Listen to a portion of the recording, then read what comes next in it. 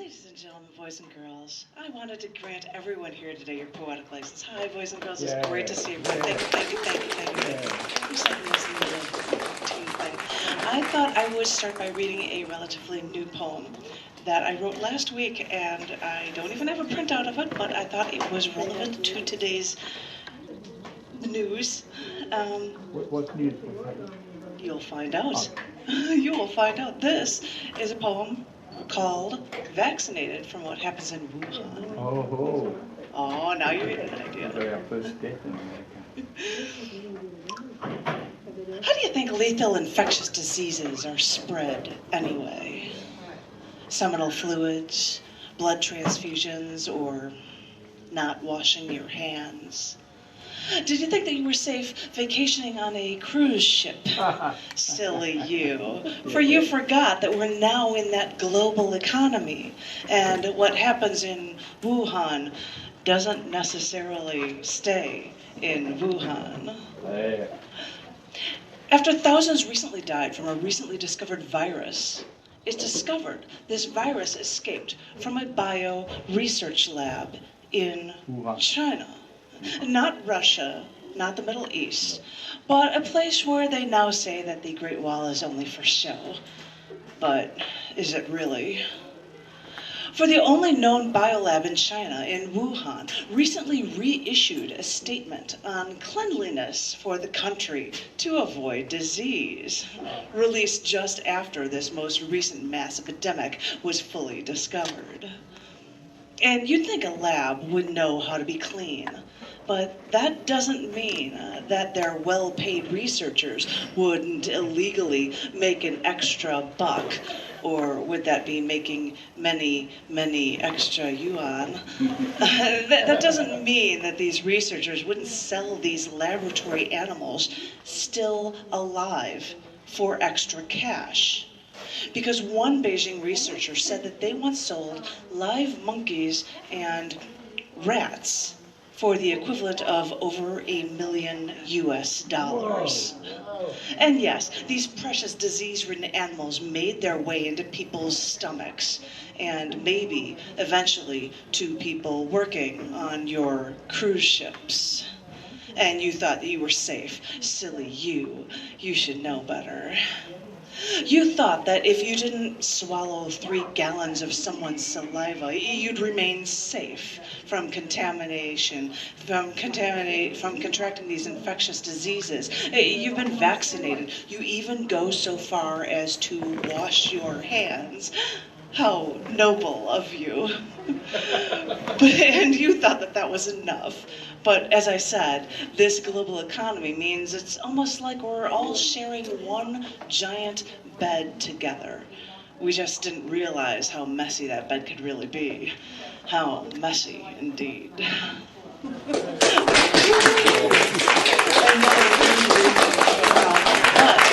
I think I'm going to ask, oh, he's looking for his pages. Are you ready? Is it 3 times a time? Yes, well, I'm just doing my intro one kind of thing. Just one thing to start things off. I don't think John is up for reading, are you, darling? I can give it a shot. I might just start hacking my brain. You might start it. I'm going to ask John to come up with one round to read a poem from today. See, Scars Publications released 2 issues. One was CC&D and one is Down in the Dirt. Tom got notice that one of his poems was in CC&D magazine, but the Down in the Dirt one is called Going Off Grid, which I got a compliment from somebody about the cover already. I said, this seems about as off-grid as it gets. That's about as off-grid as it gets, and this house is all hollowed out. And when you look at it, you can see all the snow inside, the old destroyed home and everything. Anyway, but if John is up for it, we'll try to read a March-themed poem from this, because I want to have John reading something instead of me all the time. So please, thank you. Thank you enough for John. I hope you feel okay. You okay? I am wonderful. Oh. What's it like? He hasn't been feeling, he's been sick and took a few days off. I've been sick most of this year. That's no good. Still soldier on really well. I don't soldier on, I'm a Marine. Oh, Semper Fly. This is a Janet Kuypers poem called Each Trigger Pull. Once I got to the gun range today, I saw that the rifle range was closed and learned that a real estate company is considering buying the land just past the range, so they got an injunction, a court order, to stop the gun range firing guns toward the extended land. I'm not sure if they actually found any expended bullets out there, and as far as I know, no one has bought that land yet, so now they just sit and wait.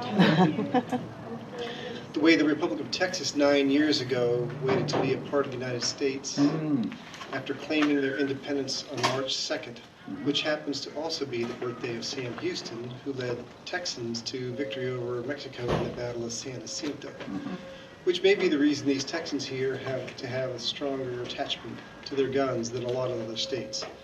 But they know too well from their own history how vital it was to embrace these firearms to preserve their lives. This may be something other states in this union have forgotten.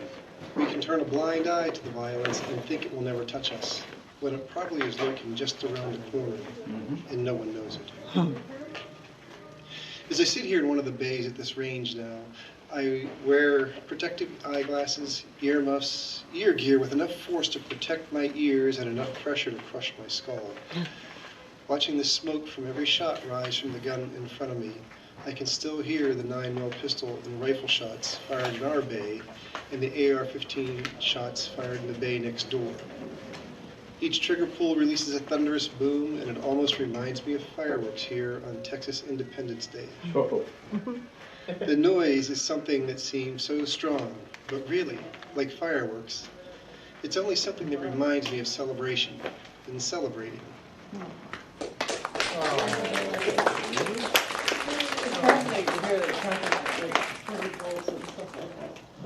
Thank you, John. Thank you for holding up for the reading. And now, because I'm going to grant him a hat, because it might have been his once, is it glowing?